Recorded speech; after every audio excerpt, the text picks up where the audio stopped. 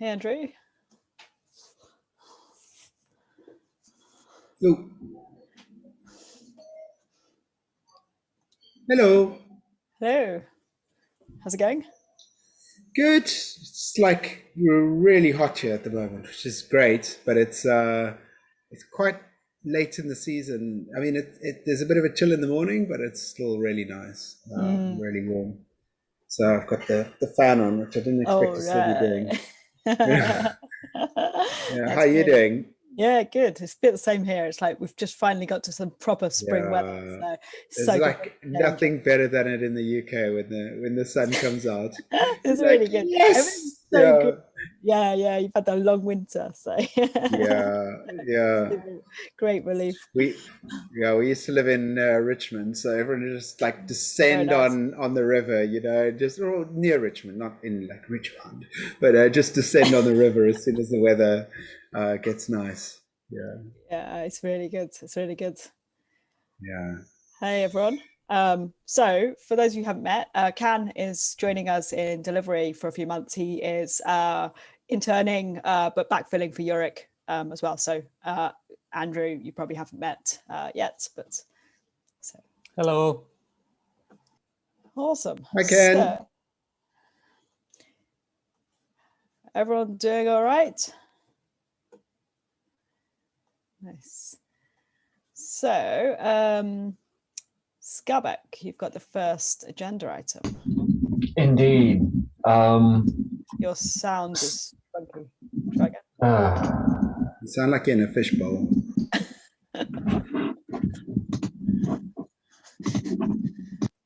Do I sound better now? You do, yes. Okay. All right. So the Nginx ingress, as we all know, we run Nginx on our API nodes, and they have a specific configuration. We enable proxy buffering. I'm not entirely sure what that does. I know it buffers something. And we have that enabled on our virtual machines. By default, Kubernetes Nginx ingress will disable that feature, but we can configure to enable it. However, the other hurdle that we run into is that we explicitly disable proxy buffering for one specific endpoint related to jobs in the API. So I cannot determine whether or not I could do this same configuration inside of Kubernetes. I'm wondering if Andrew or Henry, by chance, have any context as to, well, I know the context. So at some point, we're filling up our API nodes, this space temporarily due to Nginx buffering large files. With us desiring to enable proxy buffering, I'm hoping to go down the route where we disable the buffering to a disk, but instead we buffer inside of RAM. This has the consequence of eating up a lot more RAM, but at the expense of not running a disk space, which is fine. But if I can't disable proxy buffering for this one specific endpoint, I'm worried that this is going to cause other issues. Like we disabled proxy buffering for that specific endpoint because it was causing an incident because our servers were running out of disk space. Now I'm concerned that we're just going to run out of RAM on our machines because I don't think I could disable this particular endpoint. I don't think that we will run out of RAM because even if we have this buffering enabled, it will always, I think, still buffer the first 8K or 4K bytes in memory. Only what is going over 8K will then go to disk, I think. That's what the disk buffering is for, as far as I understand from the documentation. So I think regardless if we enable or disable disk buffering, it will always go into memory. The only bad thing is that we explicitly disable buffering at all for certain endpoints because it doesn't make sense for big objects, I think, and raw objects or stuff like that. But the question is if we would have so many of those that we would fill up thousands of 4K pages or 8K pages to fill up memory. I hope we do not. I mean, it would have been a lot of them, and it would have been for a lot of concurrent connections that stay long enough to overlap, right? And maybe we should just look into how many connections we have at Nginx open. Either at that, a or I was going to look into logs to see how often that endpoint is hit. Yeah. Um, And then just calculating this number by 8K and see if that would fit in RAM still. I think that should then be safe, yeah? It would really help knowing exactly what the endpoint is. Yeah, Sure. this is in the issue that is linked, I think, right? Okay. Yeah, Stan had a comment. Yeah. Here's the merge request itself, where we introduced which endpoint that we disabled stuff on. So in this case, the only one that we really care about is the API jobs artifacts and anything that ends in .get, LFS objects included. I don't believe I could set this style of configuration inside of our Nginx ingress. Like, I'm hunting the documentation. My next step is to go to the Kubernetes Slack channel associated with the ingress and ask there to see if maybe I'm just overlooking a configurable option, but I fear that I may not be able to accomplish this.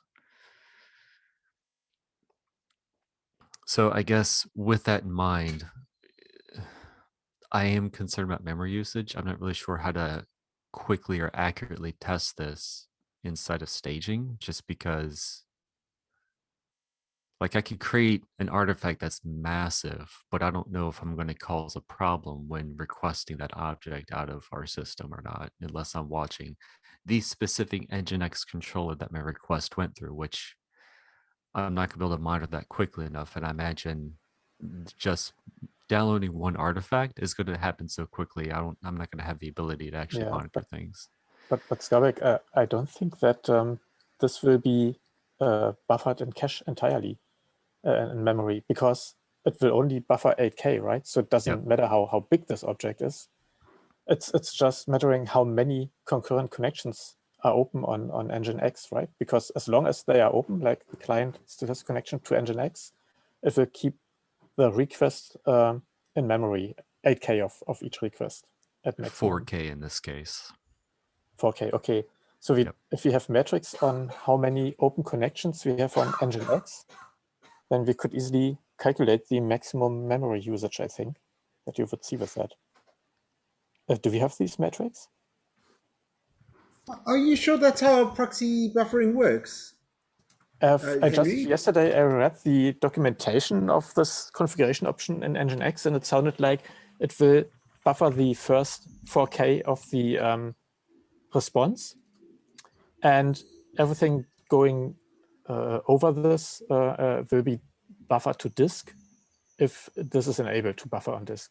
If we disable this buffering to disk, then my understanding was that it just will take the first 4K byte in memory and not more than that, which would make sense, I guess.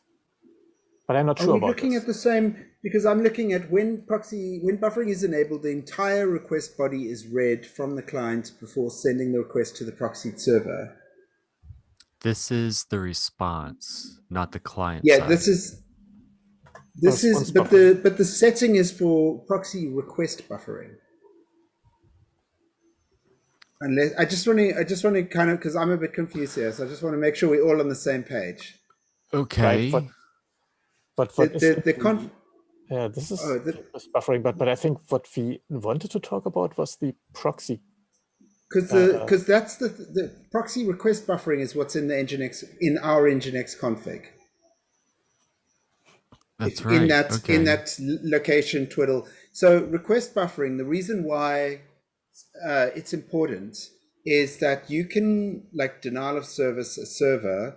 Well, there's lots of reasons, but the main reason is that you can drip feed a server a really slow request, and if Puma's picking it up, then you can. It's actually much more important with Unicorn, because obviously with Unicorn you've got like more limited processes, but you can basically saturate Unicorn very quickly. And so for like normal requests, we want the client to like put it all into a single thing, and then we trust that Nginx will deliver it to the backend as quickly as it can, right? And so most of this was probably set up when we were still totally on Unicorn, but it's still important, I think, because it's still going to be problematic. But were you talking about the response buffering, Henry? Yeah, I was talking about okay. this I just wanted to check. Yeah. Okay. Just because it sounded like the other side of it. Okay, so I think what I need to do is look at our own configuration to make sure that's being applied to the client side buffering, or if that's the server side response buffering that's happening. Yeah. Because So based on what I see in just do Chef, that it now? looks like it's the request side. Do you want to share a screen and see if we can go through? I've got it open on a server. Do you want to see that? Oh, yeah, great. yeah. Rock it out, Andrew. That's what I was looking at. Yeah. Let's go straight for the heart. There we go. So this is what we've got on the whatever this file is called. What's it called again? There, that GitLab HTTP conf. Yep. And then we've got this match over here. So the other part of it that I just wanted to point out is that the part that this is important for when you're testing Scarbeck isn't downloading big, for the same reason. It's not about downloading big chunks. It's about uploading them, right? Yeah. But the reason we allow artifacts through is because Workhorse actually offloads that work, right? So Workhorse will basically do, Workhorse is fine. You can't DDoS Workhorse because it's got green threads and everything. And so if you send it a request slowly, it's just going to upload it to object storage slowly, right? So that's why we allow an exclusion on that. And same for the Git endpoints, because we're just doing a stream to Git and none of that stuff touches Puma. But I know that probably a person to speak to about this is Jakob, because one option would be, like, if this is really problematic, one potential option might be to say, let's just do request buffering in Workhorse. And then, but obviously that's going to require change, and then Workhorse needs to be able to manage files and, stream stuff to file and all that clever stuff. So it's not ideal. What would be really ideal is if we could just provide arbitrary config for the Kubernetes Nginx. But I guess that's not nice, not a thing that, I don't think I could do that. That's the problem. Yeah. Okay. Yeah, because you don't know what the backend. Oh, yeah. That's the. What about the other question? Is what about if we ran Nginx like in the pod, like in a sidecar or right next to it? It would be something that we need to explore, but currently it's not something that we provide as part of our Helm chart. So yeah, I remember there was a discussion. We were like toing and froing on that. Like, do we need Nginx? Do we get rid of Nginx? And obviously the end was like, okay, we'll use Nginx as the ingress, but maybe this will force our hand the other way. Maybe Nginx just becomes another sidecar or another container inside of our pods that's running, that serves as the. But that's quite a lot of change to do that, right? Yeah. I mean, I can't imagine that's a trivial change. Yeah. Cool. Okay, so I still need more investigative work to figure out what my capabilities are in the first place. So I'll continue down that route before I start going to extremes and figuring out what limitations or what problems we're going to run into. But I did want to raise that concern. How does this fit in with our conversation about completely removing Nginx? So it sounds like we need request buffering to some extent to protect our applications from potential abuse. So we kind of need Nginx in place. This was not a problem for our Git services due to the way that traffic is handled, which is why it was easy to remove for our Git services.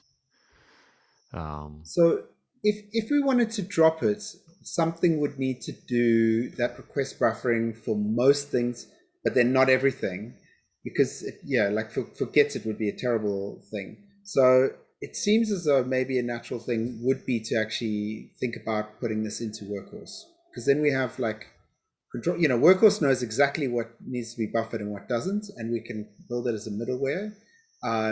So basically, anything that's going to a Puma route, it has a middleware that it passes through that does the buffering, and then that would probably be the best option for that.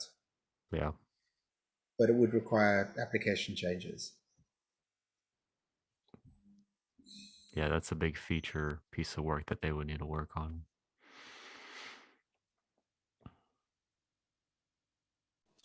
I mean, also Nginx gives a lot of controls of how much we buffer, where we buffer, buffering to disk or not. Yeah. I mean, it's a lot of functionality that we would need to re-establish. I'm not sure if maybe it's better to use something that is built specifically for that instead of trying to reinvent this with all the consequences, right? Have you seen the top? Have you seen the topic in the Workhorse channel, Henry? No, I didn't see it. It's not invented here. Nginx wannabe. Okay.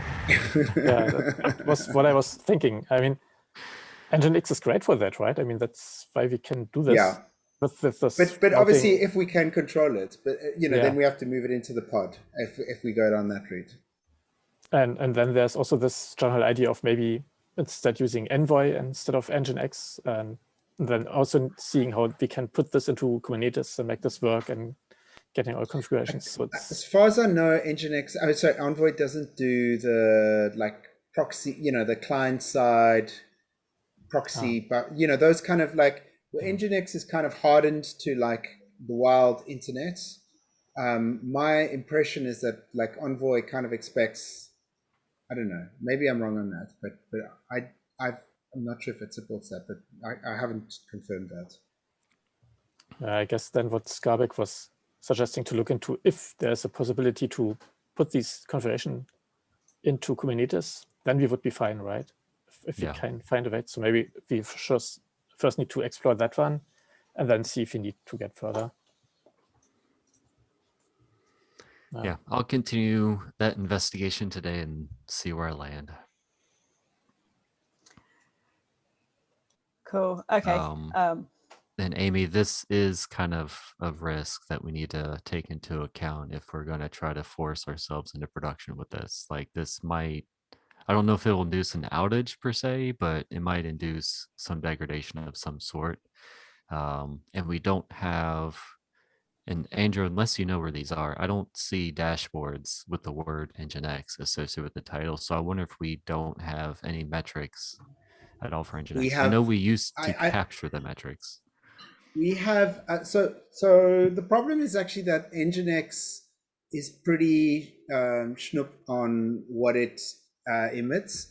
And I think it's got very, very basic metrics unless you pay for the enterprise product.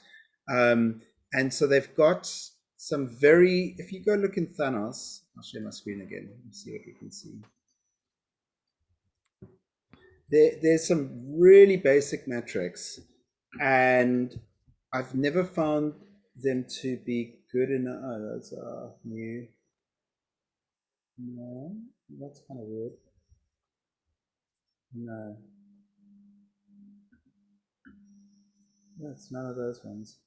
Oh, that's quite strange. So, but basically, the Nginx exporter metrics basically gives you 5 metrics, and they're not useful at all. So that's kind of why we've never used them. But I'm not sure why the exporter's not running at the moment. Let me just check on that machine that I was on.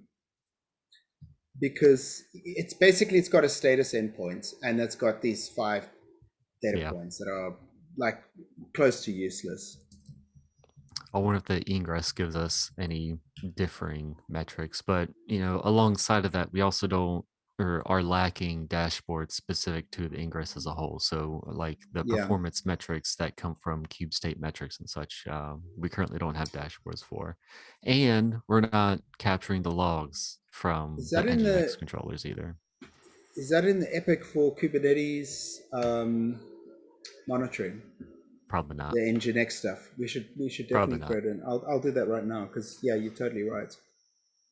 Nice. And the reason why we didn't have it is because we got rid of Nginx. So it's we're going to get rid of this anyways. Let's not, worry about it. So but it sounded like we kind of need to keep Nginx sitting here, which makes sense to me, but I have worries. So, Well, let's go back on this one. So we don't need to rush to production. So if we're concerned about this potentially causing an incident, let's work out our options before we do anything that feels risky. Yep. Do you think that it is risky to have some traffic on Canary? Do you want to try and get to the bottom of this before you move any traffic? In fact, I would like to leverage Canary as our test bed to see if we do see negative behavior. If I recall correctly, we're not sending traffic to Canary for API based on the cookie anymore, but it's more like a percentage of traffic, if I recall. And with that, we would probably get a better idea of what kind of problems we may run into. So the sooner I could get into Canary, the happier I'll be, because we could quickly shift traffic to and from Kubernetes, just a single command to stop it if we're noticing awkward behavior. And that would be a good place for me to test as well. Test with real traffic, not artificial testing on staging, for example. Yeah. Okay. That sounds good. Yeah. Bless you.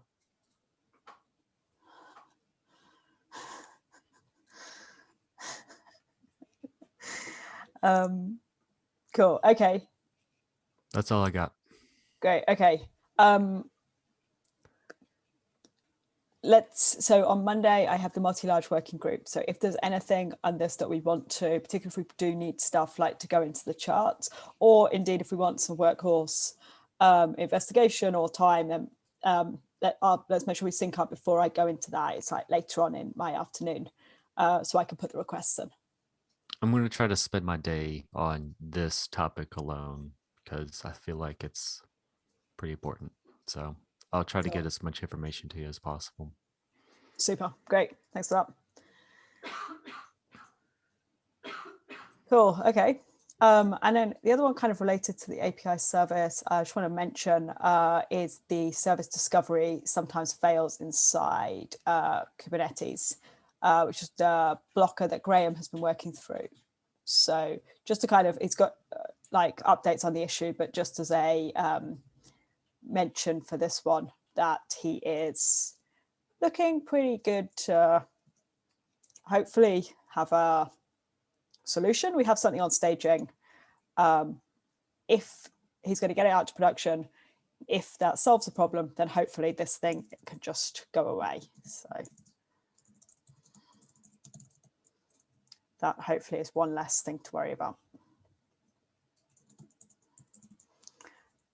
Cool. Anything else on the API service? Nope. Andrew, do you want to give us a bit of an overview of HPA saturation and observability? Any updates or demos you'd like to go through? Yeah, I haven't prepared anything, but I think that's the point of a demo. That's the point. Yep. Yeah. Where is that thing? Yeah. So I've started adding some observability where I can. And the first thing that I added was the HPAs. And in order to do that, I needed the labels. So we've got the labels now because of all the labeling work that we did, which is great.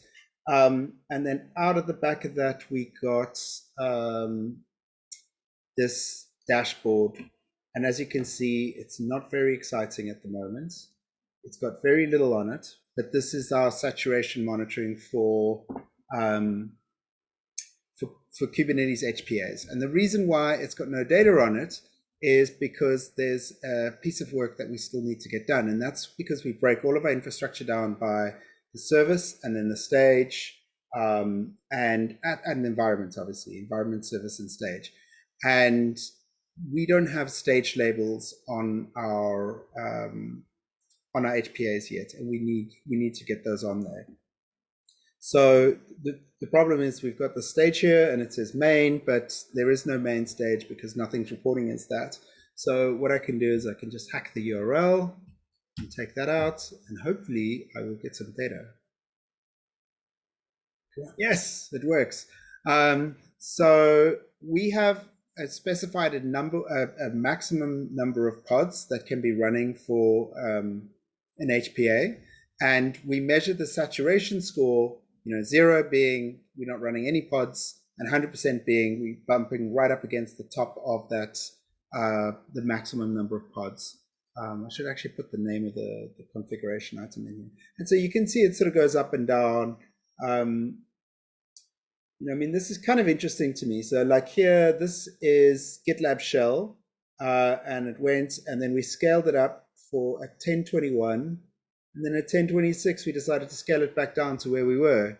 Like, I'd be interested to know how long it actually takes for that pod to start, but it probably takes about 5 minutes. And how many did it add? Well, it's difficult to know because we're using percentages here, but we went from... If you went to the 50%, pod detail yeah.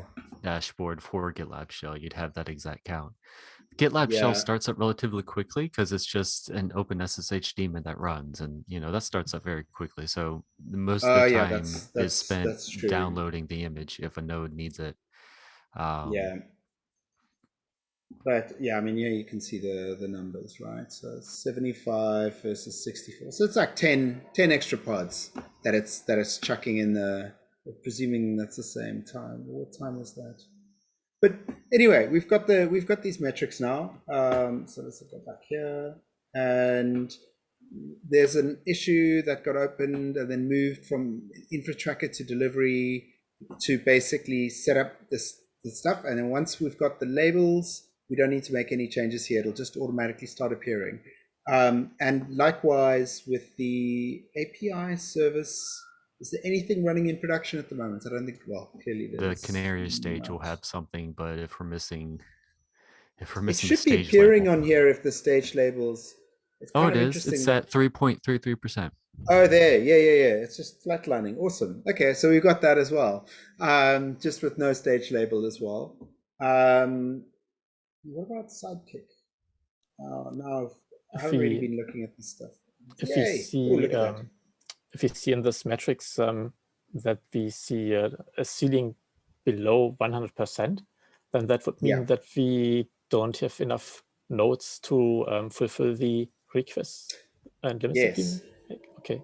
That's one of the things that I'm working on at the moment, but it's a little bit more difficult. So I mean, here, has this fired? Does anyone see? Why is this not firing? I need to look into why this is, but because we do have, look, we've got, there's the ceiling, we've set it at 95%, and the catch-all is pinned at 100, and I haven't seen any alerts for that. I don't know if anyone else has, but I'm normally quite good at keeping track of alerts. So I need to figure out why that hasn't fired. And also what's interesting is I don't see the solid line, which is kind of like our reading. Just something else that's kind of interesting about the way that we it's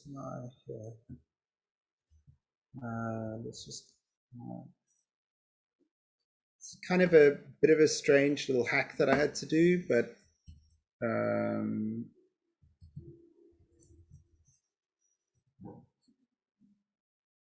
so this is where we define the saturation point. And what's quite nice about these is that they go into Tamland and like all of our different, as soon as you define it here, it goes into all our capacity planning and all those good things.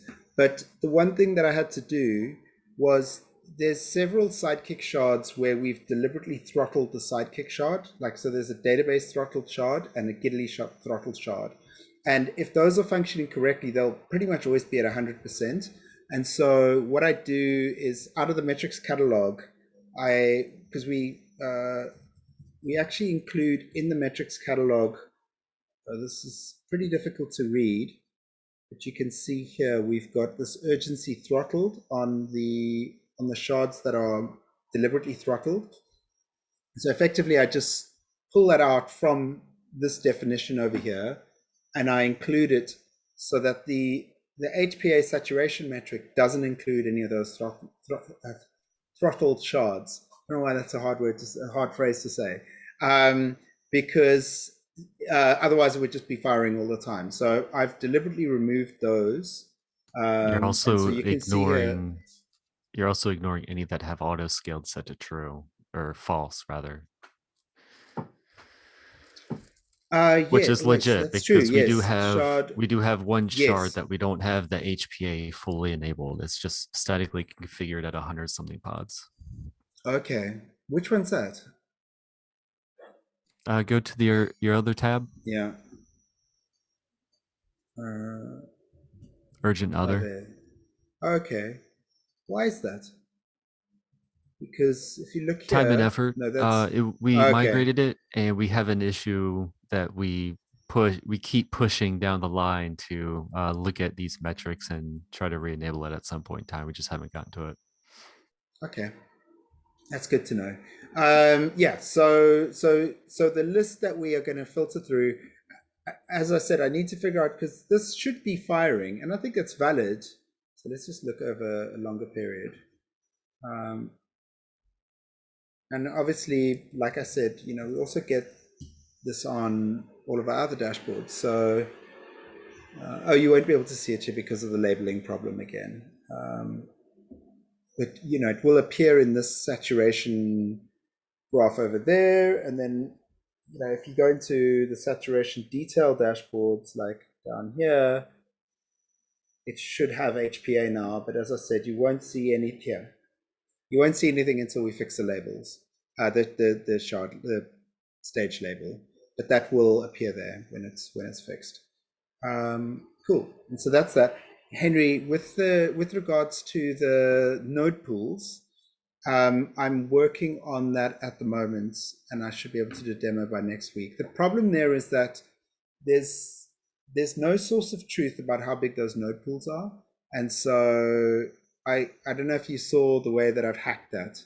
Some people might not be very happy about it. I saw your suggestion. Yeah. It Yeah, I've built that. Yeah.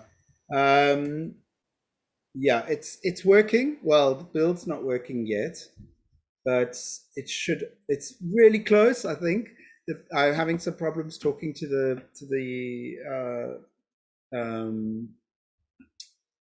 Prometheus exporter. But yeah, basically what it does is it just kind of queries the Terraform data and then turns it into Prometheus format. And because we have so many different node pools, at first I was going to say, let's just manually keep them synced between the Runbooks project and another project. And then I realized that they're all quite different and there's like a lot of them. And so it's just going to become problematic. Like people are going to forget to do it. And so it feels like a bit of a tangent, but I also think that otherwise it's just not going to get used. And also I think that some of those node pools are totally saturated already. And we are probably hitting the limit on them, like you suggested, Henry. So that's what I've been looking at. Oh, that's cool. Pretty great. Thanks. Yeah, very nice. Appreciate you taking this on, Andrew. Yeah, it's cool. It's a good learning opportunity. So I'm enjoying it.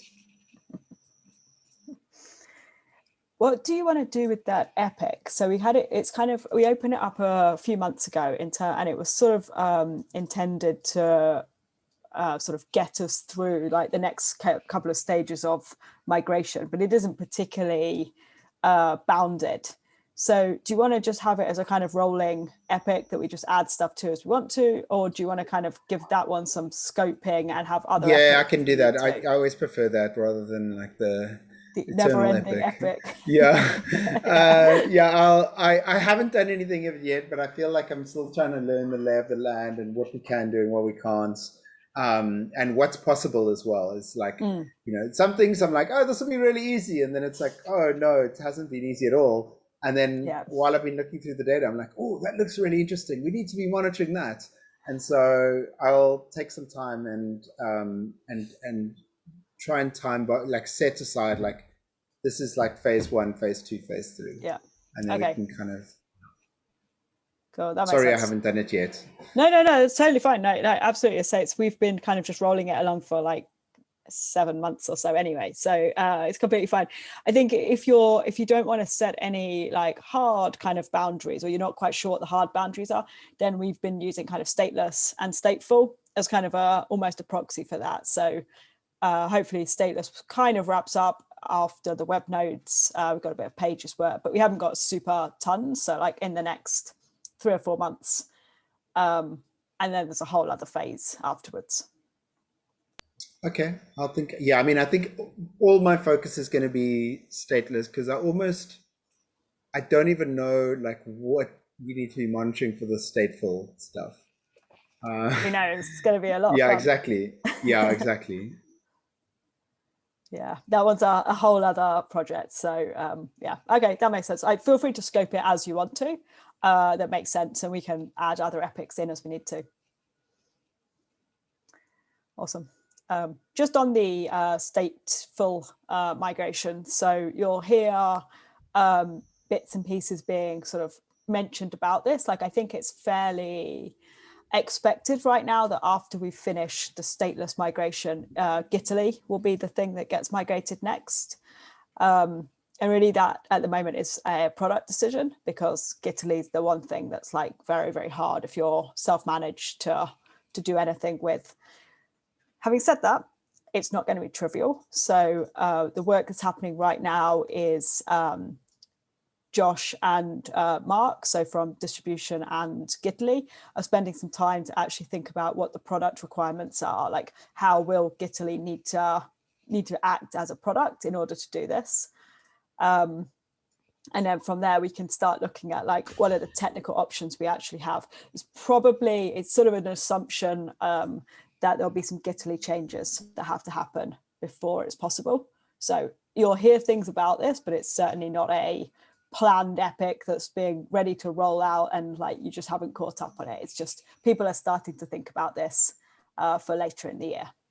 This sounds a lot like this will overlap with ideas about disaster recovery and cost savings, and then also how we set up Prefect and things like that. So I think a lot of these things need to be decided before we start doing this, right? Exactly. Yes. Yeah. And the other thing that I'm sort of realizing is, I don't know if we've looked recently at the numbers, but the number of nodes that we're running now compared to before, say for the Git fleet, seems to be a lot more. That's my take, like many multiples. And I think before we take a fleet like Gitaly, which is probably our biggest fleet already, we can't be multiplying that by 3 times the number of nodes, because it's just not, we need to figure out how to bring those numbers down, and maybe even have a kind of project between the finish of this and the start of that, where we right size all of that. We need the metrics first, and we need to understand how to look at those metrics as well. But I think at the moment we're not running super efficiently. I completely agree. I've realized this for a while, but with the focus on just the migration, it's not been my focus to look at cost and efficiency. Exactly. I think that's fine. Yeah.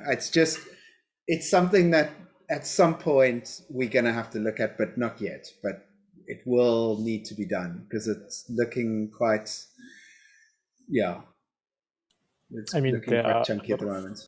Initiatives to try to bring down the costs and bring up efficiency and things, right? But I think people working on this are constantly then put into other projects, and so there's no continuous effort to really work on this, right? They are coming up with CFS, HDD, and things like that, but there's no real steady progress I can see.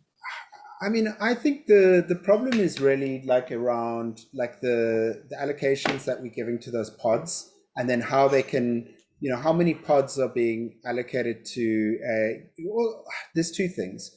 Running GitLab Shell and GitLab HTTP on separate node pools definitely doesn't help.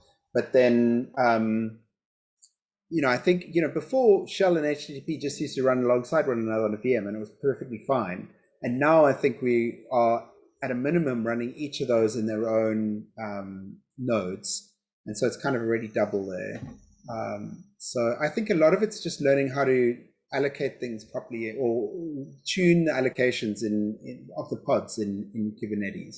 But obviously there's also all the storage cost efforts. But I'm talking very specifically about a Kubernetes tuning exercise that brings down like the bin packing kind of allocations. Yeah, I think that makes sense. I think once we get to the kind of end of stateless, it's a really good point to stop and review some of these things.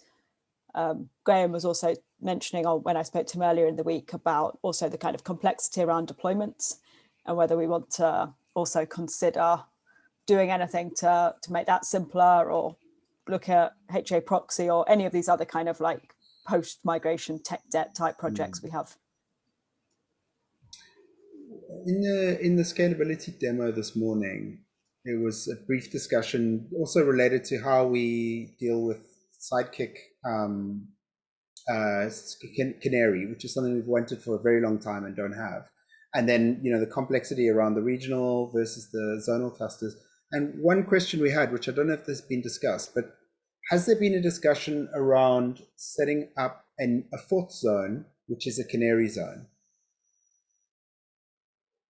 And then just having that as a canary, because then you could have, the way that zonal clusters for Sidekick are going is that each zone will have its own entire Sidekick fleet, so that we can scale things up horizontally. And then doing that with Canary, but with Canary Sidekick would be super useful, because at the moment there's a big problem where if somebody creates a new queue, those queues don't get processed until the code gets, so Canary might be creating jobs for a queue, but those only get run when Sidekick in production gets those jobs, which is like, could be 8 hours later, could be after a weekend, production freeze, it could be a few days. So we definitely need to look at this at some stage, and a zonal cluster might be a really simple solution, like a fourth Canary one. It's a good point, that, yeah.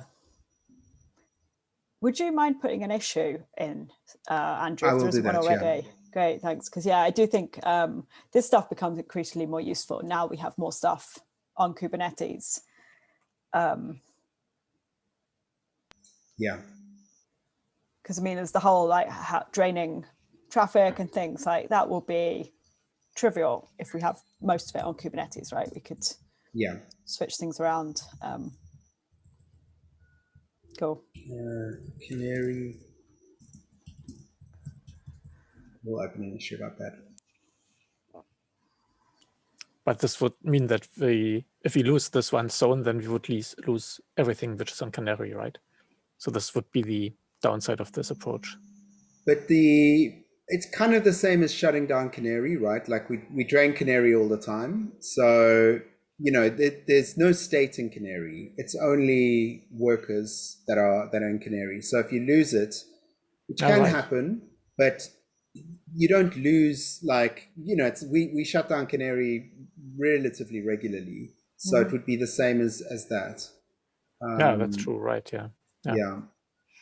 But it also solves the problem of deploying, I think there's a problem with Helm and stages, like multiple stages running in the same cluster.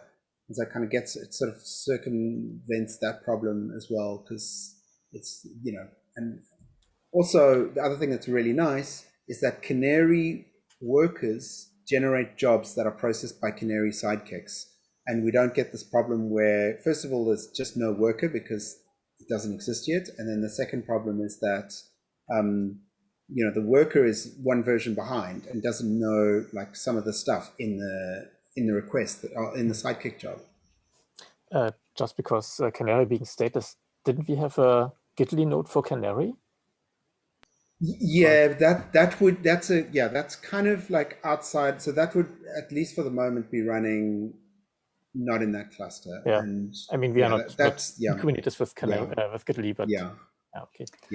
Yeah, we'll have to work out that's a whole big question of stateful in Kubernetes. I think Gitly will have to be in a regional cluster for that reason. It won't be a zonal cluster because we need to be able to move it between, if there's an outage in one cluster and customers need stuff. So that'll be different. Yeah. Yeah, no, it makes sense. It'd be definitely a good one to have a conversation. So I think that like in a few months, we'll have a good pause point where we can actually see about changing quite a few significant things around canaries and deployments and costs and things like that.